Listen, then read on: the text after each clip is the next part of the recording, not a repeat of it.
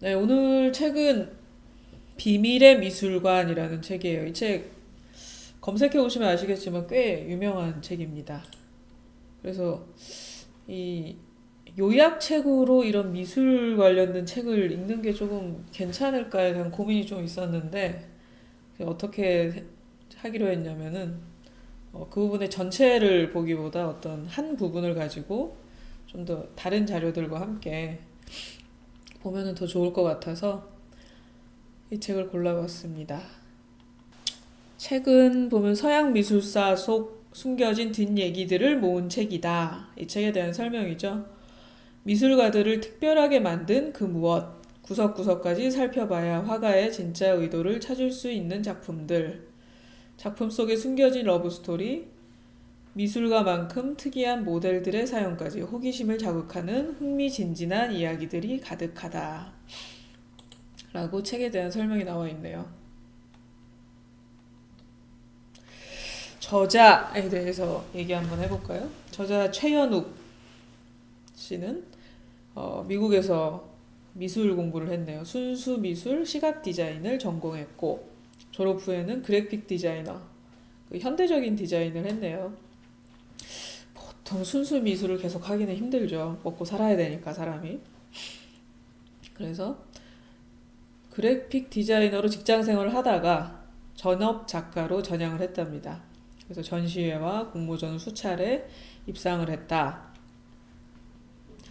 그리고 매월 한두 번씩 미술 초보자들과 전시 탐방 모임을 가졌대요. 그래서 다음 카페 지금도 운영을 하는지 모르겠네요. 우리 미술관 갈까? 라는 다음 카페를 운영을 10년까지니까 지금 끝났구나. 지금 17년이니까 벌써 7년이 지났네요. 그런 모임을 운영을 했었답니다. 초보자들을 위해서. 그리고 뭐 그 정도이네요. 서머리 볼까요? 숏 서머리 한번 보시죠. 비밀의 미술관은 서양 미술사 속 숨겨진 뒷이야기들을 모은 책이다. 예를 들어 비너스의 탄생 속 비너스는 10등신이나 된다. 우리가 보통 굉장히 멋있다라고 생각하는 게 8등신 맞죠? 그 이유는 모델을 짝사랑한 나머지 그녀의 나체를 상상으로 그렸기 때문이다. 그러나 단순히 썰만 풀어놓은 책은 아니다. 저명한 서양 문헌들에서 발췌한 근거 있는 내용을 바탕으로 미술에 대한 상식과 깊이를 동시에 충족시켜 줄 것이다. 미술의 진짜 목적은 고고하게 감상하는 것이 아니라 일상을 풍요롭게 만들고 지친 마음을 치유하는 데 있다. 그러니까 모든 예술의 부분들은 어, 힐링이 굉장히 큰 부분인 것 같아요. 제 친구 중에서 제가 예전에 이제 단편 영화 만들고 그럴 때 저한테 물어봤어요. 제 친구 미술하는 그 집안이 미술가 집안이에요. 그 친구가 저한테 너는 그 영화 만든 이유가 뭐니? 라고 했는데 저는 딱히 대답을 못 했거든요. 어떤 마음속에 이렇게 느낌상으로는 있는데 이게 진짜 내가 영화를 만드는 이유가 뭐지? 잘 모르겠더라고요. 근데 친구가 하는 얘기가 진짜 마음에 와닿았어요. 뭐라고 얘기했냐면 우리가 일상적으로 말로는 자기의 생각들과 자기의 감성들을 다 표현할 수가 없잖아요. 근데 자기는 예술을 통해서 자신 내면에 있는 이야기를 하는 게 굉장히 중요하다고 생각을 한다. 자기는 그것을 위해서 미술을 하고 그림을 그린다라고 얘기를 하더라고요. 근데 그 얘기를 들어보니까 진짜 자기의 내면에 있는 그런 답답한 것들을 예술가들은 그렇게 표현해내는 것 같아요. 저도 지금은 이제 어떤 작업을 하지는 않는데 그 작업했을 때를 생각해 보면 그 작업을 하고 나면은 만족감이 굉장히 커요. 그리고 마음에서 뭔가 내 안에 응어리졌던 것들이 좀 풀리는 듯한 느낌을 많이 받거든요. 그리고 미술을 우리 가까이로 끌어당길 수 있는 가장 쉬운 방법은 바로 가장 재미있는 부분부터 보는 것이다. 저도 이거에서는 굉장히 동의를 하는 편입니다. 이 책은 작가가 블로그에 매일 한 편씩 올린 글 중에서도 가장 흥미진진하고 재미있는 내용을 모아 보충하고 엮은 책이다. 미술을 처음 접한다면 어렵고 따분한 이론 공부에서 벗어나야 한다. 숨은 그림 찾기를 하듯 흥미진진하게 미술을 즐겨보자.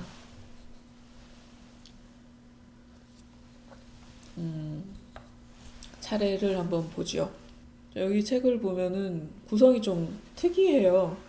보통은 어떻게 구성이 되어 있냐면 작가나 작품을 기준으로 해서 미켈란젤로 그게 이제 한 파트를 구성하고 반 고흐, 고갱 이런 식으로 한 파트씩 구성을 하게 되어 있는데 여기는 어떤 주제를 가지고 작가들을 모았어요, 보니. 파트 1, 천재 작가를 만든 그 무엇, 이게 주제예요. 그래서 5가지가 안에 세부적인 목차가 있는데 다빈치 코드는 존재한다. 빈센트 반 고흐는 걸어다니는 종합병원이었다. 그리고 3번째는 큐비즘을 만든 마약, 카라바조를 죽인 술. 이건 전혀 제가 모르는 내용이네요. 이런 식으로 그리고 피카소 자신을 마케팅하다 이런 식으로 조금 안에 세부적으로 자신이 주제를 만들고 그 안에 세부적으로 넣는 방식으로 했네요. 그리고 파트 2는 숨은 그림 찾기 해서 렘브란트 얘기도 나오고 미국 독립선언과 $2 지폐에 관한 내용들도 나오네요. 그래서 쭉 보시면 파트 3은 미술사 속 사랑과 전쟁, 파트 4는 화가와 모델 간의 관계와 그런 부분에 대해서 나온 거겠죠. 파트 5는 화가도 다 똑같은 사람이야. 그 안에 보면은 또 그 미켈란젤로 얘기와 빈센트 반 고흐에 대한 내용이 나와요. 파트 6은 행복과 치유의 매개체, 미술. 그 안에 내용이 또 여러 작품이나 어떤 그 미술가들에 대해서 안에 그 파트의 인생에서 굉장히 긴 파트가 있는데 사람이 어느 일부분을 주제에 맞춰서 배열을 한 책입니다. 부록이 좀 재밌네요. 밥 아저씨 아시죠? 그림을 맨날 그림 막 그려놓고 여러분 참 쉽죠? 하는 그 밥 아저씨. 그 아저씨에 대한 이야기도 있고 부록이 또 재밌는 이야기가 있네요. 이 책이 굉장히 재밌대요. 이 책은 나중에 저도 사서 한번 읽어볼 생각입니다. 살아생전 팔린 단 한 점의 그림과 전설로 남은 우정. 이 내용이 반 고흐에 대한 내용이에요. 사실 제목은 이거긴 한데 저는 사실 이 부분은 그렇게 유명한 부분이 아니라서 이 내용을 이제 시작으로 해서 그 반 고흐가 아를르라고 그러죠. 아를이라고도 얘기를 하는데 거기에서 살았던 이야기들, 거기서 어떤 그림을 그렸나 이런 부분들에 대해서 이야기를 할 거예요. 한번 봅시다. 많은 사람들이 빈센트 반 고흐는 경제적인 부담 때문에 정신병이 와서 자살했다고 알고 있다. 틀린 말은 아니지만 그렇다고 전부 맞는 말도 아니다. 전업 화가의 길을 들어선 27살 이후부터는 거의 대부분 돈을 동생 테오에게 받았었다. 테오에게는 아내 요한나와 갓 태어난 아들이 있었다. 그리고 직장 때문에 주변 수도권보다 물가도 월세도 비싼 파리 시내에 살아야 했으니 경제적인 부담으로 자살해야 할 사람이 있었다면 사실 동생 테오였다. 그건 작가의 생각이죠. 게다가 쉬는 날에 하는 일이라고는 오로지 형님에게 편지를 쓰고 받은 그 편지를 읽는 일이었으니 요한나가 빈센트 반 고흐를 싫어했던 것도 이해가 간다.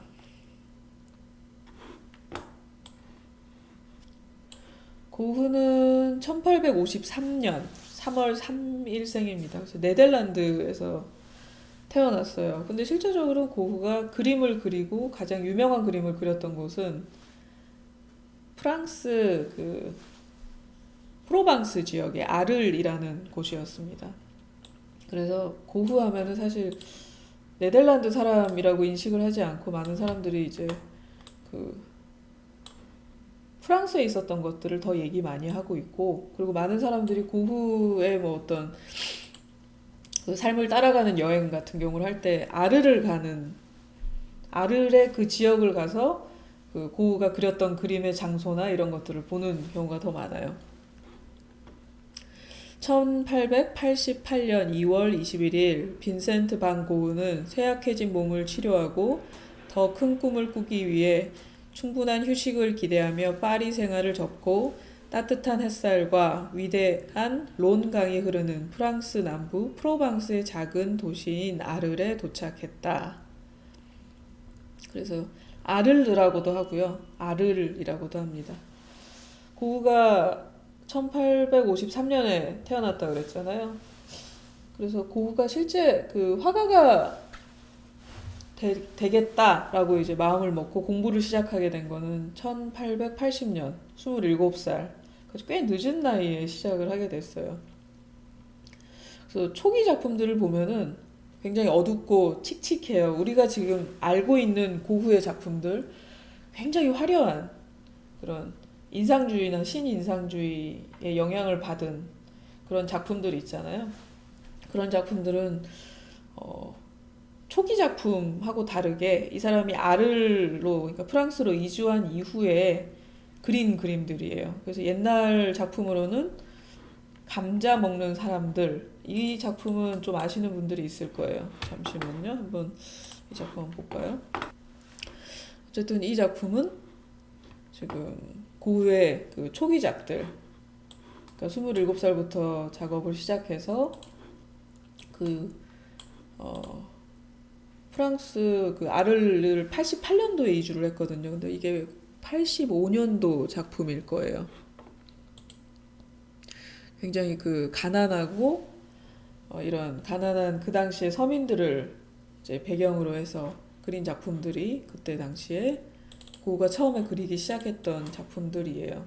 그리고 이제 고흐가 1886년 파리로 이주를 했죠. 프랑스 파리로 이주를 해서 그 인상주의와 신인상주의 화가의 영향을 받고 그 일본 목파나의 영향을 받으면서 우리가 알고 있던 굉장히 화려한 그런 작품들, 뭐 해바라기 이런 것도 굉장히 화려하잖아요. 그런 작품들로 넘어가기 시작했죠. 그래서 1888년 2월 프랑스 아르르로 이제 이사를 가서 1년 3개월 동안 정말 우리가 아는 작품들은 다 그때 그린 작품들이에요. 1년 3개월만 그림을 그렸어요. 그 이후에도 그린 거 유명한 게 있기는 한데 그 제가 예고를 했던 그 별이 빛나는 밤에 같은 경우는 그 이후에 본인이 이제 막 고갱과 싸우고 귀를 자르고 그 생레미 정신병원 그 요양원에서 치료를 받으면서 이제 그렸던 그림이긴 하지만 우리가 일반적으로 많이 아는 작품들은 거의 다 1년 3개월 동안 그린 작품들이에요. 제가 집에 있는 책 중에 고흐에 관한 책 중에 좋아하는 책이 있는데 바로 이 책입니다. 워낙 오래된 책이라 잘 나오지 않네요. 화면에 보시면 제목은 불행이 나만 따로 비켜가지 않는군 이라는 빈센트 반 고흐에 대한 내용이에요. 이 책이 기본적으로 그 고흐가 아르르에 있었을 때 내용이 많이 나옵니다. 책 소개를 보면 전통 회화의 엄격한 화풍과 격식을 무너뜨린 화가 빈센트 반 고흐의 생애와 예술의 세계를 조명한 책이다. 권총으로 자신의 가슴을 쏜 화가 아르르의 다리 위에서 단숨에 5점의 그림을 그린 고흐 등 12개 장으로 나눠 원색의 작품 사진과 함께 설명했다. 제가 아침에 이 책을 들고 왔어요. 아르르는 프랑스 남동부 프로방스에 자리 잡은 도시다. 오른쪽으로 가면 이탈리아, 아래쪽은 지중해와 면에 있고 라일락 숲이 끝없이 펼쳐지는 산악과 붉은 이삭이 펼쳐지는 들판으로 둘러싸인 풍광 좋은 고장이다. 프로방스는 비가 내리는 일이 드물다. 여름에는 장렬하는 햇빛으로 대지가 온통 불타오른다. 아프리카 사하라의 열풍이 스키로코를 몰고 내륙 깊숙이 밀려와서 따가운 모래바람을 뿌리기도 한다. 봄철에는 북동풍이 불어온다. 차가운 바람에 실려온 한랭한 기후가 며칠이고 프로방스를 사정없이 얼려놓는다. 그런 까닭에 프로방스에서는 교회의 창문을 북향으로 내는 법이 없다.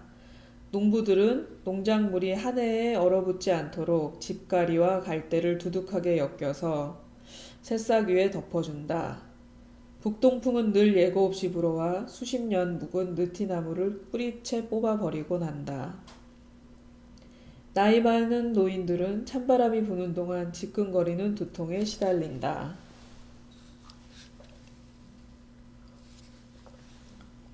바람이 어찌나 거센지 구름까지 말끔히 걷어가기 때문에 하늘은 한철 내내 청명하다. 풍경도 청명하다. 프로방스의 명물인 맑은 햇살이 길가에 구르는 돌멩이 하나, 나무 한 그루, 낮은 지붕의 둥근 기왓장마다 따사로이 내리쪼이고 침엽수와 화렵수의 씩씩한 이파리 위에 그리고 은 비늘처럼 번뜩이는 강물과 호수의 수면 위에 상쾌한 생기를 불어넣는다.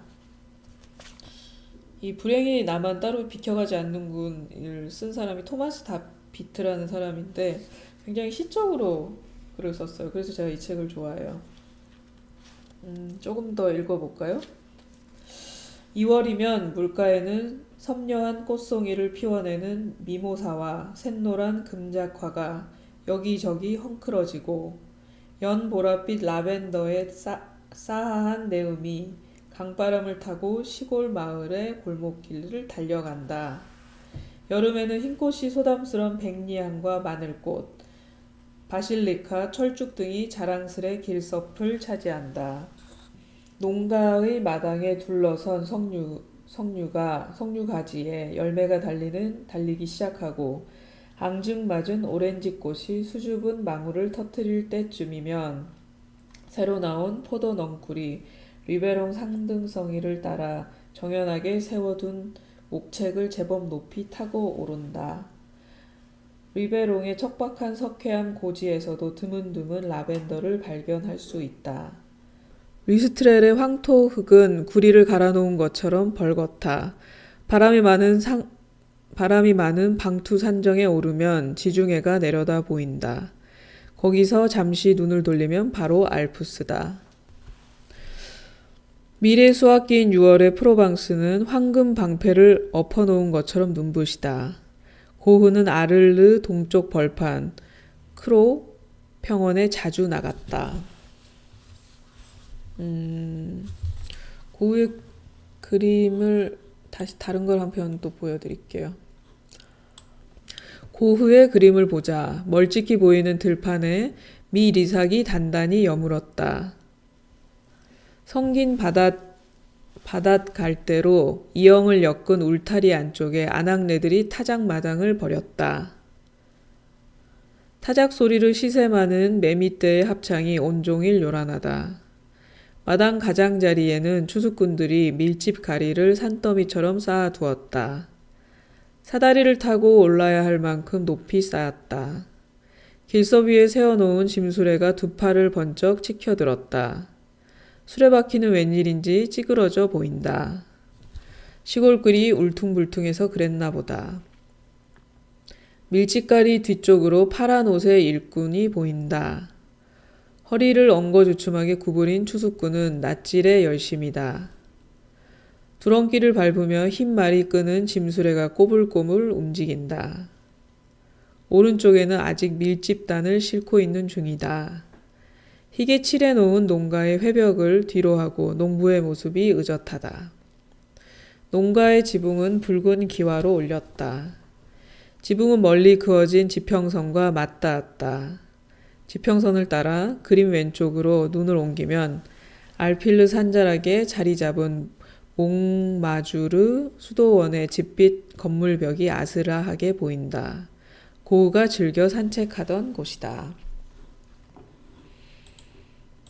네, 이렇게 아르레 분위기를 좀 오늘 보게 됐네요.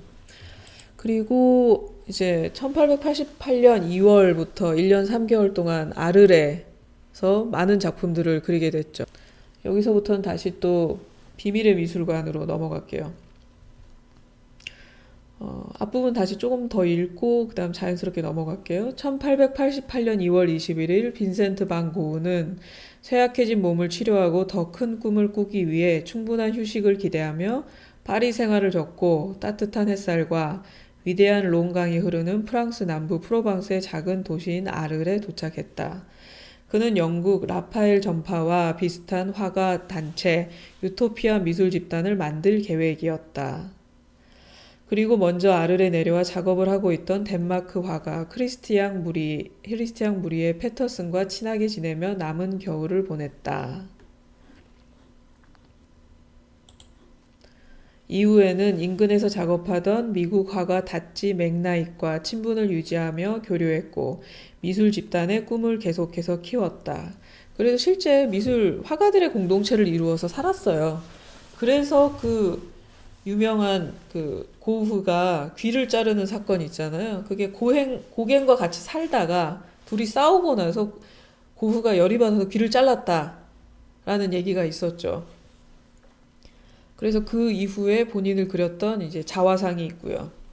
다찌 맥나잇은 자신의 친구 한 명을 그에게 소개해 줬는데 빈센트 반 고흐는 파리에서의 첫 만남에서부터 이미 그 친구의 엄청난 기에 눌려 이 화가만큼은 꼭 유토피아 미술 집단에 모셔야겠다라는 생각을 가졌다. 심지어 동생 테오에게도 이 친구를 만난 것에 대해 자랑하지 못해서 안달이 났을 정도다. 테오에게 보낸 편지 중에서 이렇게 썼네요. 나는 면도날같이 날카로운 V라인의 녹색 눈에 독특한 외모를 가진 이 젊은이가 마음에 드는데 라고 썼어요. 그래서 저는 여기까지 읽었을 때 고갱에 대한 내용인가 라고 생각했는데 실제 고갱에 대한 내용은 아니에요. 그래서 그는 테오에게 보내는 편지에 이 화가를 29번이나 언급했다. 그 친구는 바로 외젠 보쉬다 라고 얘기했죠. 지금 이 제목 자체가 살아생전 팔린 단 한 점의 그림과 전설로 남은 우정, 이 외젠 보쉬와의 우정을 얘기하는 거예요. 실제 근데 이 부분은 우리에게 많이 알려져 있지는 않아요. 우리에게 알려져 있는 거는 이제 이 사람이 1888년 7월에 테오 자기 동생 자기를 오랫동안 물질적으로 보호해줬던 동생에게 보낸 그 서신에서 이 사람의 얘기가 나오는데 이 이후에 10월달 한 3개월 이후에 고갱과 살게 돼요. 이런 그 화가 공동체를 이루면서 고갱과 같이 살게 되는데 이때 고갱하고 성격적으로 굉장히 맞지 않았죠. 그래서 자신의 귀를 잘랐다라는 얘기가 있어요. 그래서 그때 자르고 자신의 그 귀를 자르고 그렸던 자화상이 이 그림도 굉장히 유명하죠. 파이프를 물고 귀에 붕대를 한 자화상. 이때 자기의 귀를 자르고 붕대를 감은 작품이고 이 작품 말고도 사실 이것도 있죠. 귀가 달린 자화상 이 작품도 있죠. 고흐가 본인의 귀를 자르지 않았다는 얘기도 있어요. 고갱과 막 싸우다가 이제 몸싸움이 좀 벌어져서 귓불을 조금 이제 다쳤다. 고갱에 의해서 좀 다쳤다. 그래서 이제 그게 이제 좀 와전이 돼서 그러니까 잘랐다고 소문이 났을 거다. 실제 고흐는 그렇게 미친놈은 아니었을 거다라는 얘기가 있거든요. 그리고 그 생레미 정신병원에서 요양을 1년 동안 치료를 받는데 그 이후에 사실 그것도 사실 우리가 알고 있기는 생레미 정신병원으로 알고 있는 경우도 많은데 거기는 요양원이었다라는 얘기도 있어요. 그래서 이 사람을 나중에 그 이후에 우리가 그 뭐라 그러죠? 좀 이 사람의 인생 자체가 굉장히 좀 괴팍하고 좀 어둡고 이래야지 이 작품들을 팔 때도 좀 도움이 되지 않았을까라는 생각이 듭니다. 그래서 이렇게 조금 좀 더 극단적인 사람으로 몰아가지 않았나라는 얘기도 있는데 이 그림에서 보면은 귓불 좀 잘려 나갔다고 설마 이렇게 엄살을 피워서 얼굴을 다 둘러서 귀를 붕대로 감았을까 하는 생각도 있어요. 근데 이거는 아무도 모르죠. 그렇지만 우리가 일반적으로 알고 있는 고흐는 굉장히 왜소하고 초라한 사람으로 알고 있잖아요. 그런데 그렇지 않았다는 얘기도 있어요. 잠깐만요. 고흐가 생레미 요양원에 있고 나서 그 다음에 테오의 가족들과 만난 동생 테오의 가족들과 다시 재회를 하는 장면에 그 테오의 부인이죠. 요한나가 고흐에 대해서 표현한 것이 있어요. 뭐라고 표현을 했냐면 요하나는 이후에 그 첫 만남을 이렇게 묘사했다. 같이 보면서 하죠. 나는 창백한 환자의 모습을 상상했다. 그런데 내가 만난 그 사람은 다부지고 훤칠한 어깨도 넓은 대장부였다. 건강한 혈색이 감돌고 얼굴에는 미소가 가득했다. 근데 이게 요양원에 있고 나서 나온 때예요. 정신병원이라고 생각하면은 사실 정신병원에 있다가 나온 사람이 이럴 수가 있나요? 그러니까 요하나가 만나고 나서 굉장히 충격을 받은 내용이에요.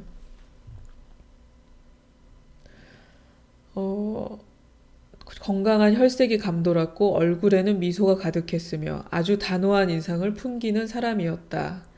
테오가 묘사하는 고흐는 동생 테오가 그러니까 남편이 묘사하는 고흐는 아픈 사람이었다면 좀 더 객관적인 입장, 처음 보는 사람의 입장에서 볼 때 고흐는 건강하고 혈색이 좋은 남자였다. 라고 표현을 하고 있어요. 그러니까 실제 우리가 알고 있었던 것만큼 이 사람의 삶이 그렇게 피폐하지 않았을 수도 있었을 것 같아요.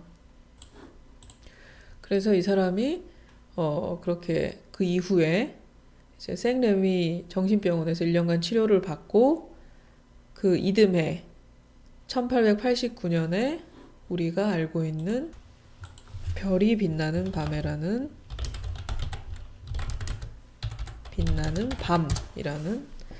작품을 그리게 되지요.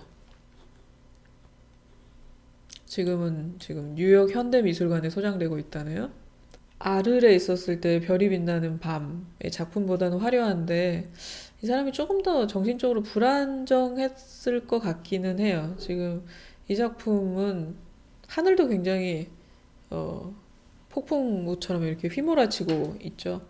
그리고 옆에 있는 나무 같은 그것도 그냥 괴기하게 그려져 있죠. 그런데 아르레에 있었을 때 별이 빛나는 밤은 굉장히 평온해요. 평온하고 그 강도 굉장히 아름답게 그 주변에 있는 별빛이 그 강의 그 별빛과 거기에 있는 건물들의 그 불빛들이 강에 비치는 그리고 특히 그 앞에 보시면 두 연인들이 있죠. 고흐의 그림들을 보면은 이렇게 연인이 2명 나오는 그림들이 꽤 있습니다. 그것도. 그 얘기도 잠깐 볼까요? 고흐 작품 속 두 사람이 있는 풍경의 슬픔이라는 내용으로 나와요. 한번 볼까요? 고흐의 그림들 중에 유독 애잔한 감수성을 풍기는 테마가 있다. 바로 커플로 보이는 두 사람이 있는 풍경이다.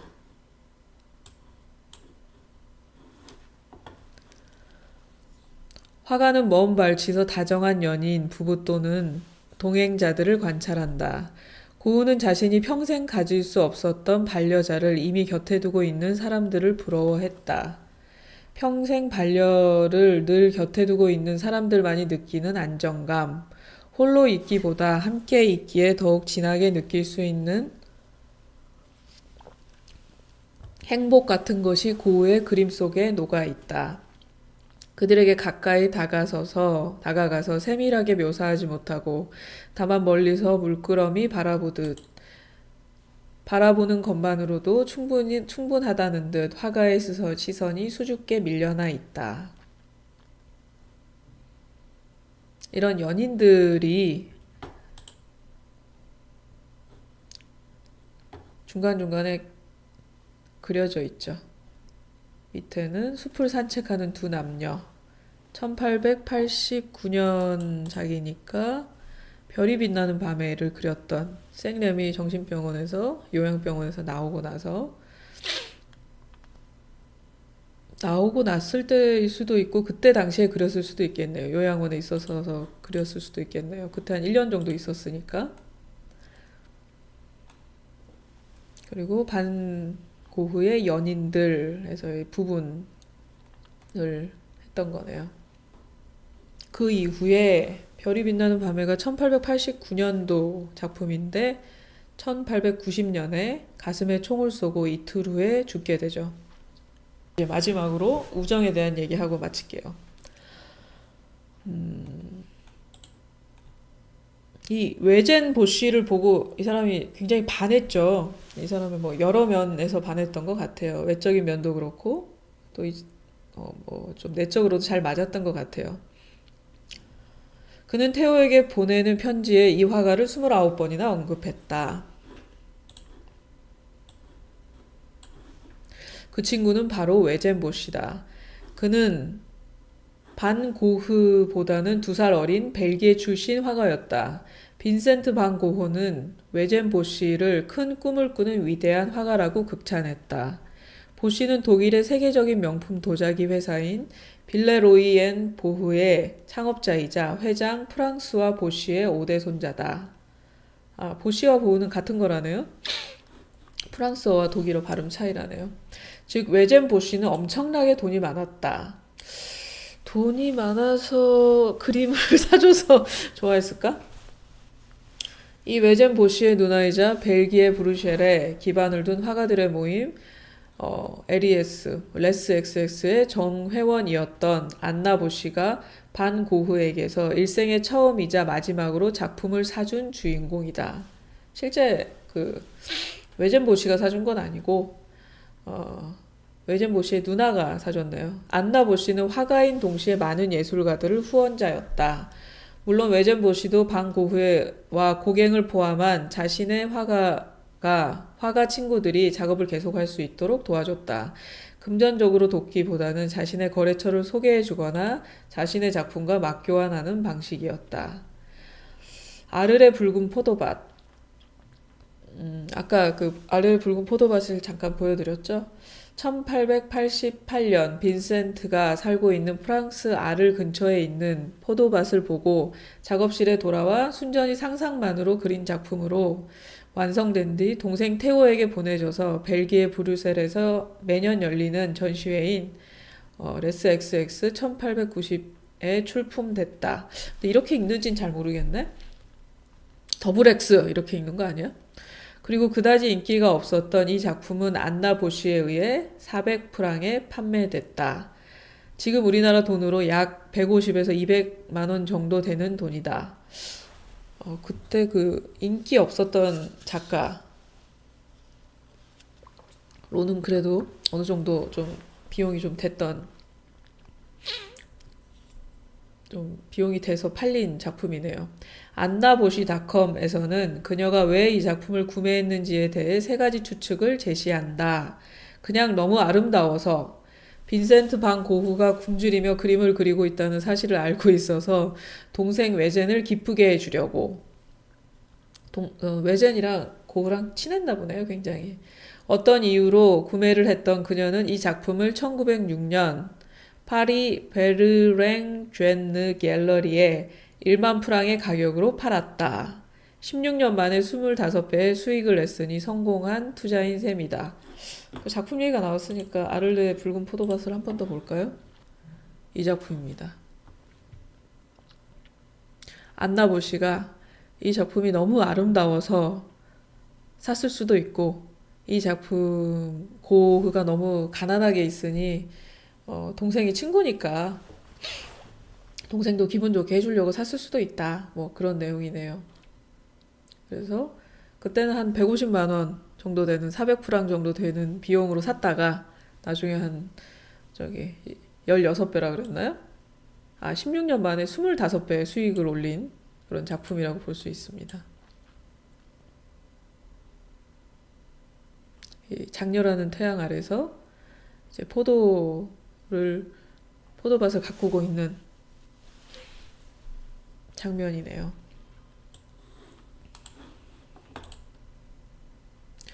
그럼 빈센트 반 고흐는 보쉬를 위해서 무엇을 해줬을까? 그는 보쉬가 위대한 시인 단테를 닮았다고 칭송하며 초상화를 그렸고 그 작품을 자신의 방 침대에 걸어뒀을 뿐 아니라 그의 대표작 중 하나인 화가의 방에 방 3점 중 첫 작품에 등장시키기도 했다. 사실 제가 단테도 검색을 해보고 외젠 보쉬도 검색을 해봤는데 분위기가 좀 달라요. 고흐가 그냥 그 사람 보기 좋으라고 한 게 아닌가. 자기 친구니까 좋은 말 해준 게 아닌가 사실 그런 생각도 들어요. 여기 있네요. 이렇게 생긴 사람입니다. 빈센트 반 고흐의 생전에 팔린 유일한 작품을 산 안나 보쉬의 남동생 외젠 보쉬죠. 굉장히 초라하게 생긴 사람이죠. 그 화가의 방이란 작품에 이 사람의 얼굴이 그러니까 자기 방에 바로 침대 옆에 걸어뒀다는 거죠. 이 지금 작품을. 네, 이 작품이네요. 보세요. 아까 그 사람이 지금 노란색 옷을 저도 이 작품이 맞는가 고민을 했어요. 화가의 방도 여러 작품이 있어서. 근데 보면은 이제 본인 침대죠. 침대 왼쪽에 이게 맞는 것 같아요. 왜냐하면 옷 색깔이 노란색이에요. 아까 그 사람 그 보면은 이걸 걸어놨다는 거죠, 여기에. 그렇죠. 이 작품을 걸어놓은 것 같아요, 여기에. 이건 아닌 것 같고 보니까 옷 색깔이 좀 다르고. 굉장히 좋아한 거죠. 자기 친구의 초상화를 본인이 그려서 그려놓을 정도면. 다시 한번 읽어볼까요? 그럼 빈센트 반 고흐는 보쉬를 위해 무엇을 해줬을까? 그는 보쉬가 위대한 시인 단테를 사실 단테는 나중에 따로 검색해 보세요. 좀 전혀 다르게 생겼습니다. 단테를 닮았다고 칭송하며 초상화를 그렸고 그 작품을 자신의 방 침대 옆에 걸어뒀을 뿐 아니라 그 고흐의 대표작 중 하나인 화가의 방 3점 중 첫 작품에 등장시키기도 했다. 아마 그 작품인 것 같아요. 제가 찾아보니까. 외젠 보쉬에 대한 그의 우정과 존경은 죽어서도 계속된다. 사실 그가 그린 보쉬의 초상화는 스케치에서 작품으로 옮기는 중에 마음에 들지 않는다며 캠퍼스를 박살내 버렸던 작품으로, 즉 미완성 상태였다. 그는 이렇게 작업이 덜 끝난 상태의 그림을 캠퍼스 천으로 돌돌 말아서 갖고 있다가 다음해 5월 동생 테오에게 보냈다. 그리고 빈센트 반 고흐는 죽은 지 6개월 후 동생 테오도 세상을 떠나자 이거 또 많은 사람들이 이 빈센트 반 고흐가 죽고 나서 동생 테오랑 굉장히 친했기 때문에 그것 때문에 테오가 마음이 많이 상해서 죽었다고 또 알려져 있기도 한데 실제 테오도 건강이 굉장히 안 좋았어요. 아까 그 테오의 부인 요한나가 얘기를 했었잖아요. 그 위쪽에 그 내용이 나와요. 테오가 굉장히 몸이 안 좋은 상태에서 그 같이 고흐를 만났을 때 테오보다도 고흐가 더 굉장히 그 건강해 보였다라는 부분이 나와요. 그래서 테오가 건강이 굉장히 좋지가 않았었죠. 테오의 유언에 따라 아내 요한나가 이 작품을 외젠 보쉬에게 보냈다. 다시 보낸 거죠. 테오가 고흐가 외젠 보쉬를 굉장히 좋아했으니 이 작품을 다시 보내달라라고 보낸 거죠. 외젠 보쉬는 자신의 초상화를 아주 아꼈을 뿐만 아니라 1941년 1월 3일 이 작품을 바라보며 눈을 감았다고 한다. 이게 사실일까요? 고흐가 1890년에 이제 자살을 하죠. 가슴에 총을 쏘고 자살을 한 이후에 한 51년 이후에 이 외젠 보쉬가 죽었네요. 그럼 한 70 몇 살 됐었을까요? 오래 살은 것 같아요. 어쨌든 그 작품을 보면서 눈을 감았대요. 이 책에선 그렇게 표현했습니다.